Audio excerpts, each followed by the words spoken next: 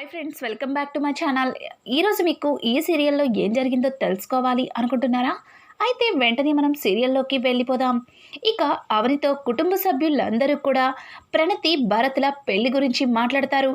అవని అయితే నిజం వాళ్ళతో చెప్పలేక వాళ్ళందరి ముందు ఇక వాళ్ళిద్దరి పెళ్లి చేయటం కుదరదని గట్టిగా కరాఖండిగా చెప్పడంతో ఒక్కసారిగా ఇంట్లో అందరూ కూడా షాక్ అయిపోతారు. ఇంకా అవని అక్కడి నుంచి వెళ్ళిపోతుంటే రాజేంద్ర అవని దగ్గరికి వచ్చి, చూడమ్మా అవని, నిన్ను చాలాసార్లు చాలా రకాలుగా అవమానించాం, కానీ నువ్వు ఆ పగలు ప్రతీకారాలు ఇట్లా మనసులోనే పెట్టుకుంటావని అస్సలు అనుకోలేదు. నువ్వు మా మీద కక్ష సాధిస్తున్నావా, అందుకే ఇట్లా చేస్తున్నావా అని రాజేంద్ర నచ్చ చెప్పడానికి ప్రయత్నిస్తుంటే, చూడండి మావయ్య, నేను అట్లా ఆలోచిస్తానని మీరెలా అనుకుంటున్నారు, కానీ మీకు త్వరలోనే నేను ఎందుకు ఇలా చెప్పానో అర్థమవుతుంది అని చెప్పి అవని అయితే ఇక రాజేంద్రతో చెబుతూ ఉంటే అక్కడే ఉన్న పార్వతి అయితే, చూడు, ఇక పార్వతి అయితే, నాకు తెలుసండి దీని బుద్ధి, మీకెవ్వరికి దీని బుద్ధి అర్థం కావట్లేదు. చూసారుగా, ఒక్కసారిగా ప్రణతికి పెళ్లి చేద్దామంటే తన మనసులో ఎక్కడలేని ద్వేషం బయటికి తన్నుకొచ్చింది. దీని మనస్తత్వం ఏంటో ఇప్పటికైనా మీకు అర్థమైందా అని చెప్పి ఇంకా పార్వతి అయితే రాజేంద్రతో చెప్తుంటే పక్క నుంచి పల్లవి, చూడు అవని, నువ్వు నీ తమ్ముడికి అలాగే ప్రణతికి పెళ్లి జరిపించావంటే అది కేవలం ప్రణతి ప్రేమించడం వల్ల జరిపించావని అనుకున్నాం, కానీ ఇప్పుడు నీ మాటలన్నీ విన్న తర్వాత అర్థమవుతుంది, కేవలం ఆస్తి కోసమే ఇదంతా చేశావని. అయినా ప్రణతేమి నీ భర్తకి తోడు పుట్టిన చెల్లెలు కాదు కదా, తను ఎలాగో అత్తయ్య గారి కూతురు కదా, నీ భర్తకి తను కేవలం పెంపుడు తల్లి కూతురు, అందుకే కదా ఇట్లాంటి భేదం చూపిస్తున్నావు. చివరికి అందరం తన పెళ్లిని రంగరంగ వైభవంగా కళ్ళారా జరిపిద్దామని అనుకున్నా సరే నువ్వు ఒప్పుకోవట్లేదు. ఎవ్వరూ చూడకుండా ఎక్కడో తెలియని ప్లేస్లో నీ తమ్ముడితో పెళ్లి జరిపించావంటే దానికి కారణం తను నీ సొంత ఆడపడుచు కాదనే కదా అని చెప్పి పల్లవి అయితే ఇక అవనిని నిందిస్తుంది. అవని అయితే, పల్లవి, ఊరుకుంటున్నాను కదా అని నోటికొచ్చినట్టు మాట్లాడావంటే అని అంటుంటే పార్వతి, ఏ పల్లవి చెప్పిన దానిలో తప్పేముంది? ఒకవేళ నిజంగానే నీకు ప్రణతి మీద అంత ప్రేమ ఉంటే ఈ పెళ్ళికి ఎందుకు ఒప్పుకోవడం లేదు చెప్పు, నాకు ఇప్పుడిప్పుడే అర్థమవుతుంది. ఈ ఆస్తంతా నీ భర్తని నువ్వు ఇలా చేస్తున్నావని నాకు బాగా అర్థమైంది. ప్రణతికి బయట సంబంధమైతే ఎక్కడ తనతో పాటు ఆస్తిలో భాగం వెళ్ళిపోతుందేమోనని నీ తమ్ముడితో ఎరవేసి మరి నా కూతురి పెళ్ళి జరిపించావు. దిక్కు ముక్కు లేనిదాలాగా గుడిలో పసుపు కొమ్ము కట్టించావు. అదంతా మర్చిపోయి తిరిగి మళ్ళీ వాళ్ళిద్దరికీ రంగరంగ వైభవంగా పెళ్ళి జరిపిద్దామని మాట్లాడుతుంటే పెళ్ళే కుదరదని నీ నోటికి వచ్చినట్టు మాట్లాడుతున్నావు.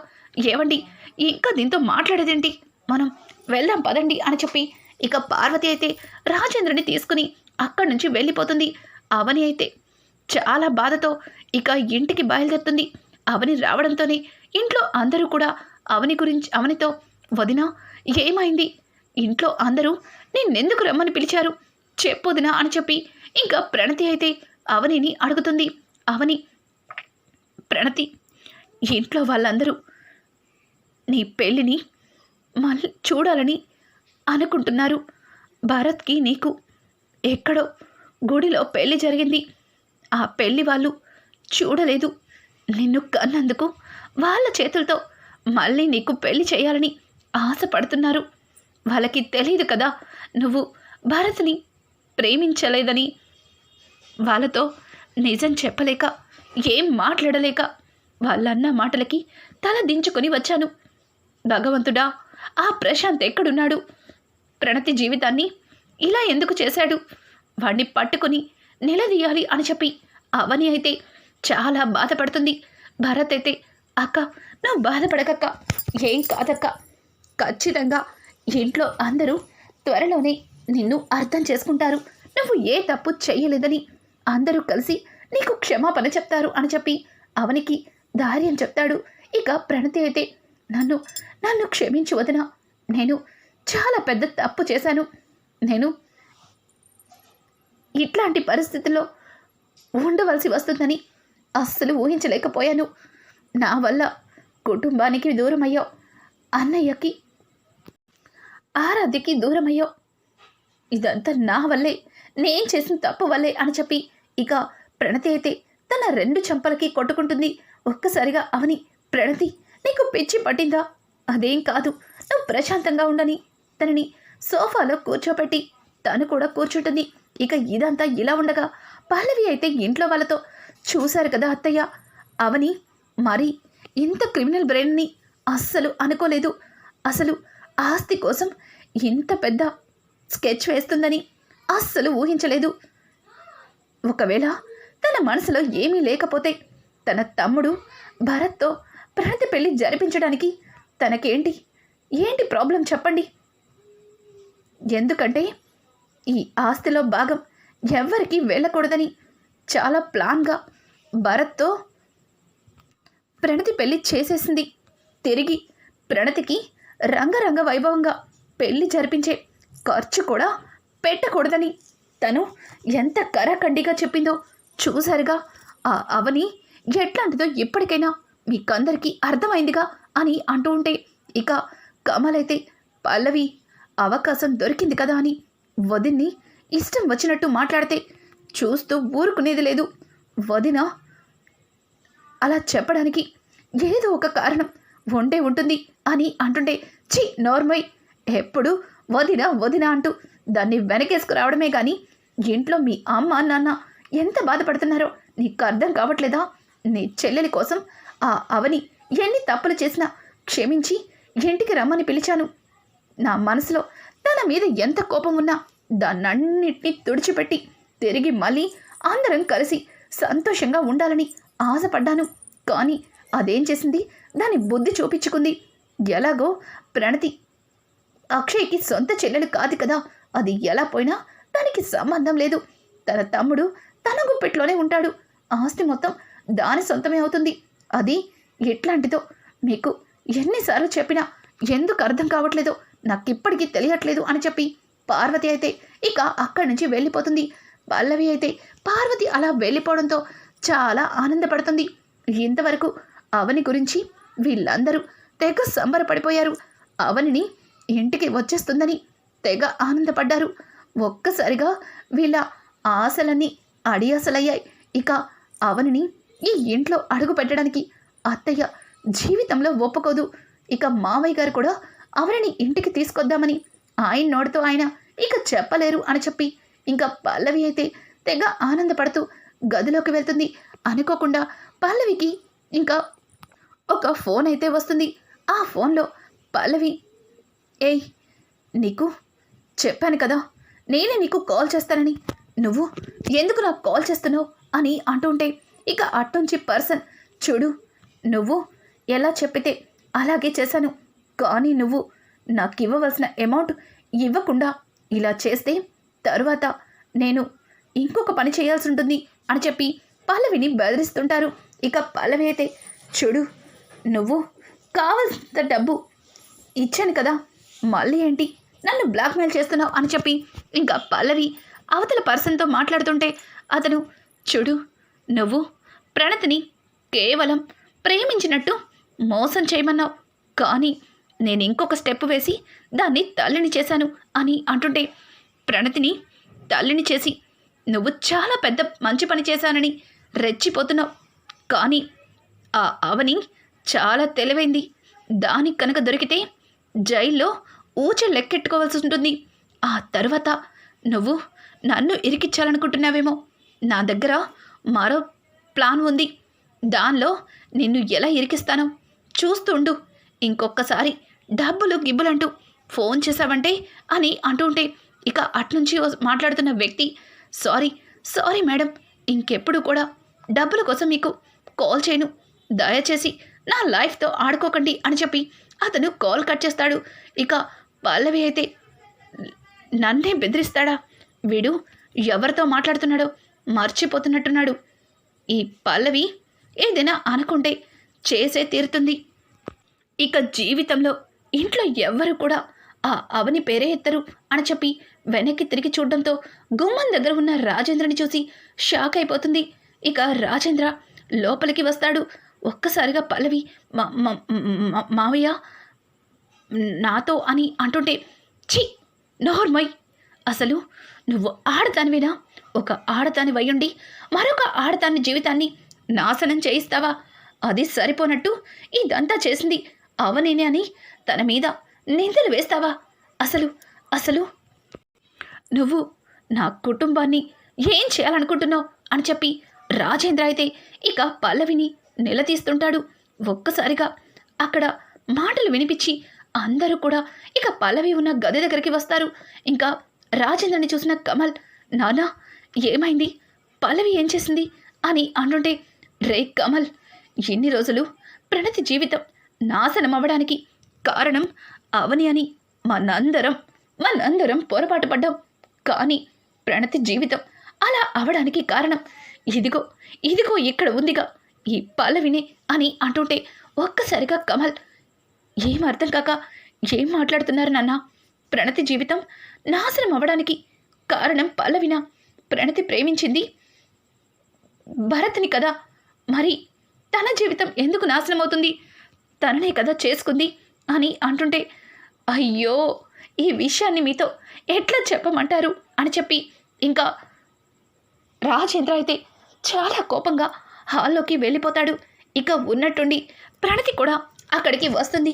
ఇంతలో ప్రణతిని చూసిన శ్రీకర్ అలాగే అక్షయ్ ఇద్దరు కూడా అమ్మ ప్రణతి అని అనుకుంటూ ప్రణతిని లోపలికి తీసుకొస్తారు.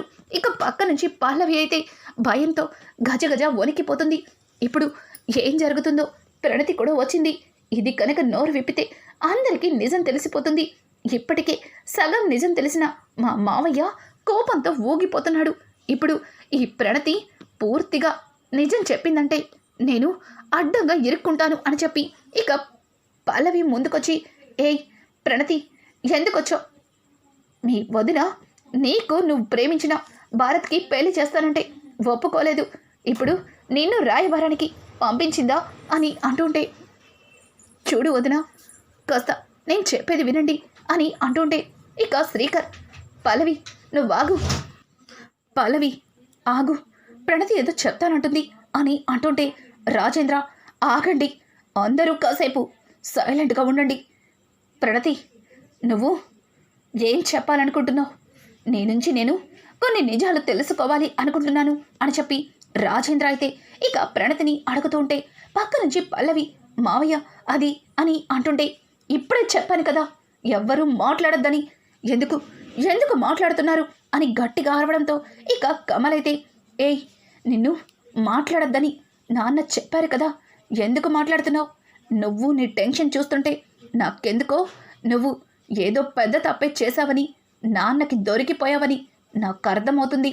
చూడు, నువ్వు కనుక మాట్లాడావంటే నాన్న కాదు, నేనే నిన్ను కొట్టి చంపేస్తాను అని చెప్పి ఇక కమల్ అయితే పల్లవిని బెదిరిస్తాడు. ఒక్కసారిగా పల్లవి అయిపోయింది, అంతా అయిపోయింది. ఇంతవరకు చాలా కష్టపడి ప్లాన్స్ మీద ప్లాన్స్ వేశాను.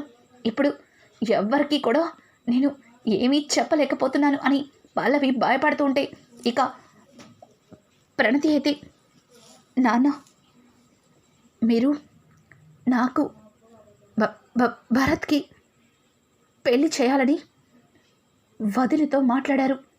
ఆ పెళ్ళికి వదిన ఒప్పుకోలేదని వదిన్ని మీరందరూ నిందించారు. కానీ నిజానికి వదిన పెళ్ళికి ఎందుకు ఒప్పుకోలేదంటే, నేను ప్రేమించింది భారత్ని కాదు కాబట్టి అని చెప్పడంతో ఒక్కసారిగా అందరూ షాక్ అయిపోతారు. ఇక అక్షయ్ అయితే, ప్రగతి ఏం మాట్లాడుతున్నావు? నువ్వు ప్రేమించింది ప్రశాంత్ని కాదా?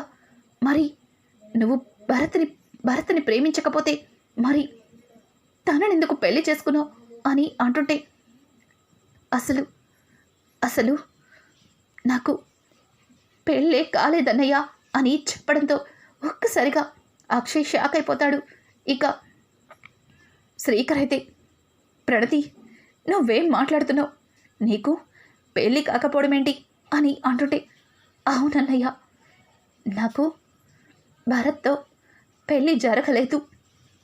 పెళ్ళైనట్టు మీ అందరికీ వదిని అబద్ధం చెప్పమంటే చెప్పాను అని అనడంతో ఇక రాజేంద్ర, ఏం మాట్లాడుతున్నావు? భరత్తో నీకు పెళ్ళి కాకపోతే మరి ఎవరితో నీకు పెళ్ళైనట్టు? మరి నీ కడుపులో పెరుగుతున్న బిడ్డకి తండ్రి ఎవరు? నువ్వు ప్రేమించిన వ్యక్తి ఎవరు అని అడగడంతో నన్ను క్షమించండి నాన్న.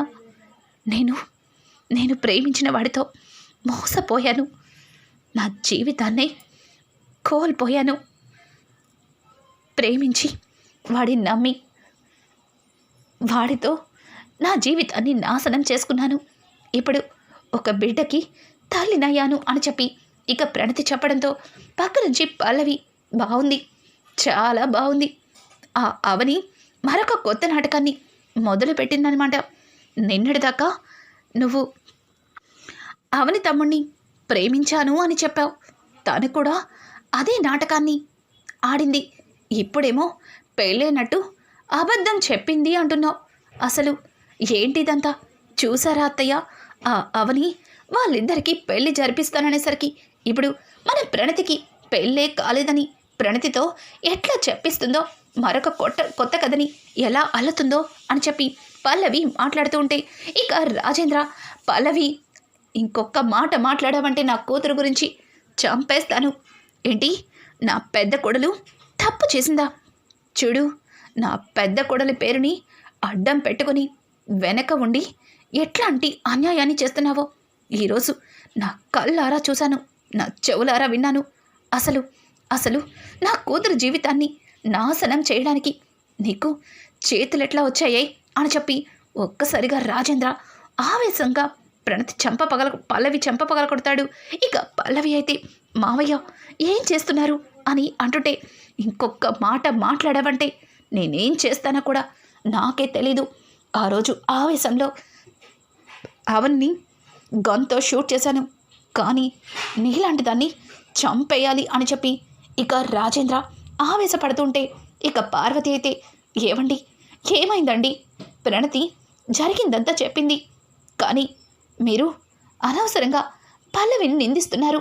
పల్లవి ఏం తప్పు చేసింది? తప్పులని చేసింది ఆ అవని. ఇంతకుముందు తన తమ్ముడితో పెళ్ళయిందని మనందరికీ అబద్ధం చెప్పింది.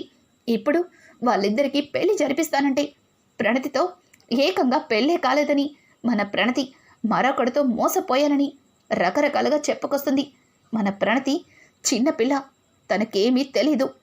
తను చెప్పినట్టుగా ప్రణతి వినేలా చేస్తుంది అని అంటుంటే, పార్వతి నీకేం తెలీదు, ఏం జరిగిందో అంతా నాకు తెలుసు. చూడు పల్లవి, నీ నోటితో నువ్వు నిజం చెప్తావా లేక చెప్పించమంటావా అని గట్టిగా నిలతేయడంతో, ఏంటండి మీరు, నేనిక్కడ మాట్లాడుతూ ఉంటే మీరు పల్లవిని నిలదీస్తున్నారు అని చెప్తుంటే, చూడు పార్వతి, కాసేపు నువ్వు మౌనంగా ఉంటే చాలా బాగుంటుంది. రే కమల్, నీ భార్యతో చెప్పు, మర్యాదగా ప్రణతి జీవితాన్ని నాశనం చేసినవాడు ఎక్కడున్నాడో తీసుకొస్తుందా లేక పోలీసులతో నా స్టైల్లో బుద్ధి చెప్పించమంటుందా అని అనడంతో ఇక కమల్కి మొత్తం అర్థమవుతుంది. నాన్న, నాకు మొత్తం అర్థమైంది. ఈ ప్రణతితో, ఈ పల్లవితో ఎట్లా నిజం చెప్పించాలో నాకు బాగా తెలుసు అని చెప్పి తన 2 చేతులకి షర్ట్ని పైకనుకొని ఇక పల్లవి ముందు నుంచుంటాడు. చూడు, నువ్వు వదిన్ని ఇంటికి తీసుకురావడానికి ఒప్పుకుంటే ఉన్నట్టుండి వదిన మీద నీకు ఇంత ప్రేమ ఎట్లా వచ్చిందా అని అస్సలు నమ్మలేకపోయాను. నువ్వు మారిపోయావని ఒక్క క్షణం చాలా సంతోషపడ్డాను. కానీ నీది కుక్క లాంటి బుద్ధి. కుక్క ఎప్పటికీ మారదు. తనని ఎంత గారంగా చూసుకున్నా తను కూర్చున్న ప్లేస్లోనే ఛీ, ఎందుకులే, నీ వల్ల కుక్కకున్న గౌరవం కూడా పోతుంది. అది ఎన్ని చేసినా అన్నం తిన్న విశ్వాసాన్ని చూపిస్తుంది. కానీ నువ్వు తిన్నింటి వాసాలే లెక్కేస్తున్నావని నాకు బాగా అర్థమైంది. మర్యాదగా నా చెల్లెలు ప్రణతి ప్రేమించిన వ్యక్తి ఎక్కడున్నాడో చెప్తావా లేదా అని చెప్పి ఇక పెళ్ళమని 2 చెంపలు వాయి కొడతాడు. ఇక పల్లవి అయితే, బావా నువ్వేం మాట్లాడుతున్నావు? మావ ఏదో మతిలేని మాటలు మాట్లాడుతుంటే నువ్వు కూడా అలాగే మాట్లాడుతున్నావేంటి అని అంటూ ఉంటే ఇక అక్షయ్, చాలు పల్లవి, చాలు, ఎంతవరకు నువ్వు ఆడిన నాటకాలు చాలు, ఇంతవరకు నువ్వేంటో తెలియక నువ్వు చెప్పినవన్నీ గుడ్డిగా విన్నాం. కానీ నువ్విప్పుడు వెనకుండి ఎట్లాంటి నాటకాలు ఆడుతున్నావో నాన్నగారు కళ్ళారా చూసా అంటున్నారు, చెవులారా విన్నా అంటున్నారు. ఇంకా నువ్వు దాచిపెట్టాలని చూడకు, చెప్పు చెప్పు. ప్రణతి ప్రేమించిన వ్యక్తి ఎక్కడున్నాడో చెప్తావా లేదా అని చెప్పి ఇక అక్షయ్ అయితే పల్లవిని కొట్టాలని దగ్గరికి వస్తాడు. నువ్వు వాగన్నయ్యా, దీన్ని కొట్టడానికి నేనున్నాను కదా, నీకెందుకు శ్రమ, చేతులు నొప్పి పెడతాయి, చెప్పవే చెప్పు. దేవత లాంటి నా వదిన్ని అందరం అవమానించాం, నిందించాం, ఇంటి నుంచి పంపించేశాం. చిన్నప్పటి నుంచి అల్లారు ముద్దుగా పెంచుకుంటున్న నా చెల్లెలి కంట్లో కన్నీళ్లు పెట్టించావు, నా చెల్లెల జీవితాన్ని నాశనం చేసావు, నా చెల్లెల్ని నలుగురిలో తలెత్తుకోకుండా చేసేసావు. ఇప్పుడు నువ్వు కనుక నిజం చెప్పకపోతే ఇప్పుడే నేను మరొక నిర్ణయం కూడా తీసుకోవాల్సి ఉంటుంది, చెప్తావా లేదా అని చెప్పి ఇక కమల్ అయితే పల్లవి 2 చెంపలు పగల కొడతాడు. ఒక్కసారిగా పల్లవి భయపడిపోతుంది. రానున్న ఎపిసోడ్స్లో పల్లవి నోటితోని నిజం చెప్పించబోతున్న రాజేంద్ర అలాగే అవనిని క్షమాపణలు చెప్పి ఇక సంతోషంగా ఇంటికి తీసుకొస్తున్న పార్వతి. ఈ స్టోరీ మీకు ముందుగా కావాలి అనుకుంటే మా ఛానల్ని సబ్స్క్రైబ్ చేసుకోవడం మాత్రం మర్చిపోకండి. Thanks for watching. Hi friends, welcome back to my channel. ఈరోజు మీకు ఈ సీరియల్లో ఏం జరిగిందో తెలుసుకోవాలి అనుకుంటున్నారా? అయితే వెంటనే మనం సీరియల్లోకి వెళ్ళిపోదాం.